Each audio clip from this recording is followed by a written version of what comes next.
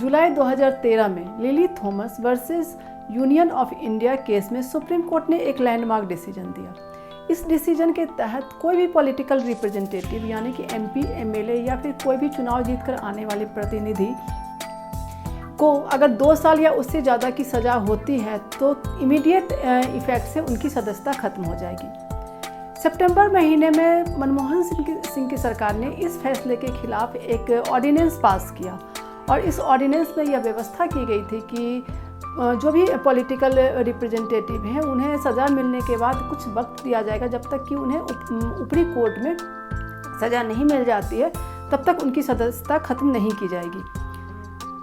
यह ऑर्डिनेंस पास हो गया और एक प्रेस कॉन्फ्रेंस हो रहा था जिसमें सरकार अपना पक्ष रख रही थी, पत्रकारों को अपना जो भी इस ऑर्डिनेंस से रिलेटेड बातें बता रही थी। अचानक से राहुल गांधी उस प्रेस कॉन्फ्रेंस में आते हैं और कहते हैं यह पूरी तरीके से बकवास है, इसे फाड़ देना चाहिए, और उन्होंने उस ऑर्डिनेंस को लिया और फाड़ दिया। उस प्रेस कॉन्फ्रेंस में राहुल गांधी ने पत्रकारों को संबोधित करते हुए कुछ लाइनें कही थी जो कि काफ़ी इम्पॉर्टेंट है इस देश में राजनीति में जो भ्रष्टाचार है उसको ख़त्म करने के लिए। मैं उस लाइन को पढ़ती हूँ। इस देश में लोग अगर वास्तव में भ्रष्टाचार से लड़ना चाहते हैं तो हम ऐसे छोटे छोटे समझौते नहीं कर सकते हैं। जब हम एक छोटा समझौता करते हैं तो हम हर तरह के समझौते करने लगते हैं।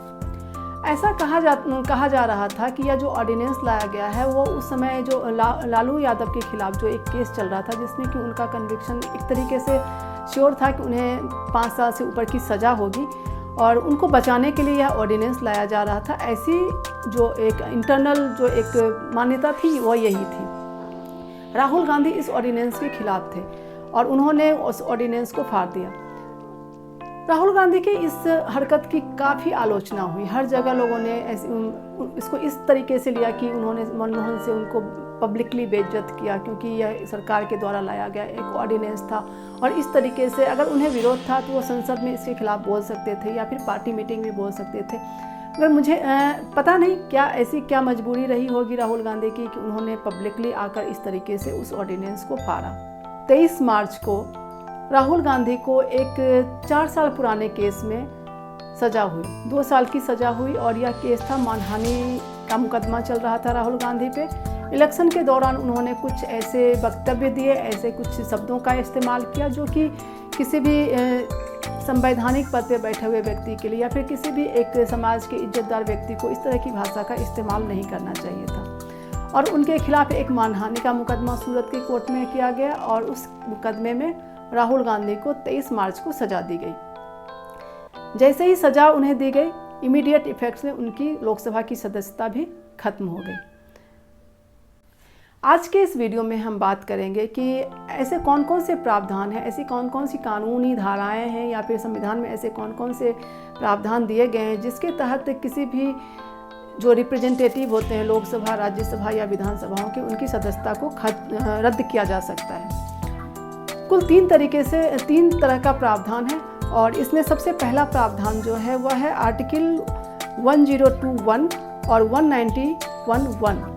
इसके तहत कोई भी एमपी या फिर एमएलए अपने पद पर रहते हुए कोई भी ऑफिस ऑफ प्रॉफिट का अगर पद ग्रहण करता है यानी कि कोई भी लाभ का कोई अन्य पद अगर ग्रहण करता है तो उसकी सदस्यता खत्म कर दी जाती है, या फिर वह दिवालिया हो जाता है, या फिर वह उसकी नागरिकता में कहीं पे कोई गड़बड़ी होती है। तो ऐसे 3 सिचुएशन दिए गए हैं जिसके तहत उस सदस्य की सदस्यता को रद्द किया जा सकता है। दूसरा प्रावधान जो है वह कॉन्स्टिट्यूशन के 10th शेड्यूल में इसका वर्णन किया गया है और यह है दल बदल कानून। इसमें है कि अगर कोई सदस्य जैसे किसी भी पार्टी से चुन के आता है और वो सदस्य रहते हुए चुनने के बाद वह किसी और पार्टी की सदस्यता ले लेता है तो उसकी सदस्यता खत्म हो जाती है। इसका कानून जो इससे जुड़ा हुआ कानून जो बना था वह राजीव गांधी के प्राइम मिनिस्टर काल में बना था और इसमें एक नियम बनाया गया कि अगर आप किसी भी पार्टी से चुन के आते हैं तो आप तब तक उस पार्टी को नहीं छोड़ सकते जब तक कि उस पार्टी का 2/3 सदस्य आपके साथ नहीं हो। यानी कि अगर 2/3 सदस्य एक साथ अगर पार्टी से निकलते हैं तो वह किसी भी अन्य पार्टी में शामिल हो सकते हैं या फिर अपनी एक अलग पार्टी बना सकते हैं। ऐसी सिचुएशन में उनकी सदस्यता खत्म नहीं होगी, लेकिन अगर 2/3 से कम सदस्य पार्टी से निकलते हैं तो उनकी सदस्यता जो है वो रद्द हो जाती है।